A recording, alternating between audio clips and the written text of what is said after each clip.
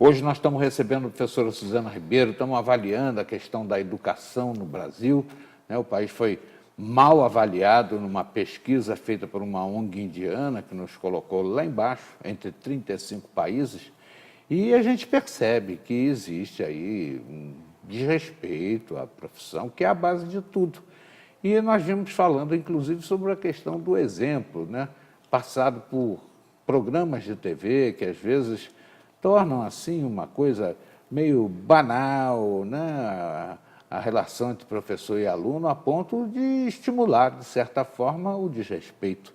É uma questão também que tem que ser avaliada nesse processo, né?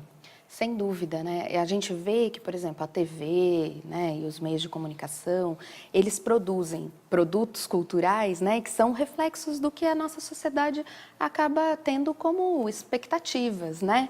Então, eles são um pouco o termômetro do que a gente vê fora dali, né? E é evidente que quando a gente vê um programa como esse, ou outros, né, que de alguma forma colocam os jovens numa condição quase que de igualdade ou de questionamento desrespeitoso, porque o questionamento respeitoso ele é bem-vindo sempre. É importante, Ele é necessário em sala de aula, mas um questionamento desrespeitoso, né, que problematiza não os conhecimentos, mas problematiza a autoridade, problematiza as figuras, né? Daí isso compromete com toda a produção de conhecimento ali dentro da escola. Pelo que a gente percebe do que já conversamos, né, a desvalorização do professor é real. Então, eu entendo que sim. É evidente que, por exemplo, nessa pesquisa específica que o senhor vem citando, né, a gente precisa ver com mais cautela qual tipo de amostra foi usada, em que escolas foi feita, né, enfim.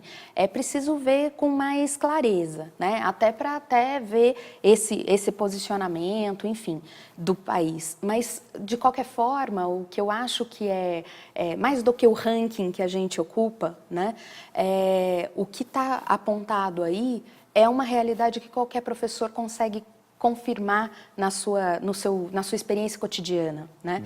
No seu dia a dia, quando ele entra numa sala de aula, quando muitas vezes ele não tem o apoio de gestão na escola, quando muitas vezes ele não tem o apoio dos pais, né, desses alunos, quando muitas vezes ele é desrespeitado pelo seu corpo de alunos, né? Enfim, o professor vive um conjunto de complexo, né, de situações hoje que o põe numa situação de desrespeito e que passa, sim, muitas vezes a gente fala, né, pela questão salarial do professor, isso é evidente, né, quando a gente baixa o salário de um profissional, você tira, né, a potência de... Essa coisa que a senhora falou ainda há pouco, né? O cara tem que trabalhar em 2, 3, 4, 5 lugares para poder fazer um salário que permita, né, um status que é fundamental. Afinal de contas, o professor forma o deputado, forma o senador, Sim. forma o ministro do Supremo, forma o presidente da República. E essas pessoas ganham 40 mil ou mais no oficial e o professor ganha lá uma merrequinha. Não pode, né? Tem que haver uma coisa que permita que ele se qualifique para tornar essas pessoas melhores. Sim. Mas novamente, eu gostaria de afirmar, né? Algumas redes municipais, inclusive, conseguiram aumentar o salário dos professores, né? E não conseguiram ter um resultado tão bom no sentido de melhoria desse conjunto. Por quê? Porque não é só essa, não é apenas esse o elemento que faz com que se valorize a profissão de professor. Esse é um deles, e eu acho bastante importante. Mas dar condição para que o professor esteja em sala de aula, né, com uma formação adequada, dar condição para que ele exerça a sua função, né, tenha quadro negro, por exemplo, ou quadro branco que seja, né, mas que tenha material, que ele possa tirar xerox das suas provas, né. Quantas vezes eu vejo professores tendo que levar para casa, não a tarefa de fazer a prova, não a tarefa de corrigir a prova, mas a tarefa de imprimir a prova com os seus recursos próprios. É verdade.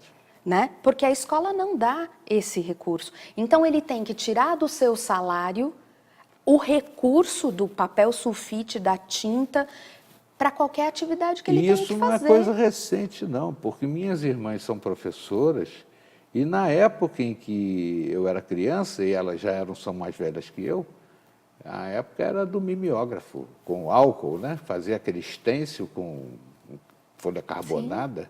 E minha irmã tinha um mimeógrafo dela em casa para imprimir, porque a escola não tinha condições, não tinha elemento. Então, quando você vê esse tipo de falta de estrutura, né, que eu estou chamando de política pública, né, a gente não tem uma política pública que olhe essa educação e fale, é importante para a formação de bons cidadãos e de um futuro para esse país, que a gente dê condição para esse professor trabalhar. Enquanto esse professor não tiver essas condições, a gente vai continuar mostrando para os nossos alunos que essa profissão não é importante. E daí não adianta a gente vir com um discurso vazio, assim, a gente forma, né, o juiz do Supremo, né, o professor é uma profissão importante.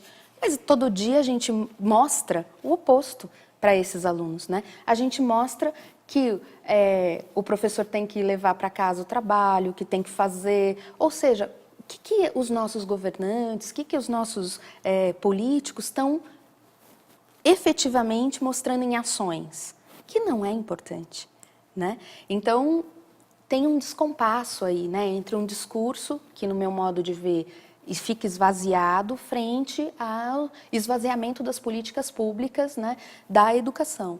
Então, novamente, daí estou fazendo uma coisa bem ampla e sei que alguns municípios não se encaixam nessa leitura, têm tentado, né, investir em educação, em melhoria salarial, investimento em formação de professores, em organização das escolas para que elas tenham essa estrutura, mas a maior parte do país ainda carece, né, dessas estruturas.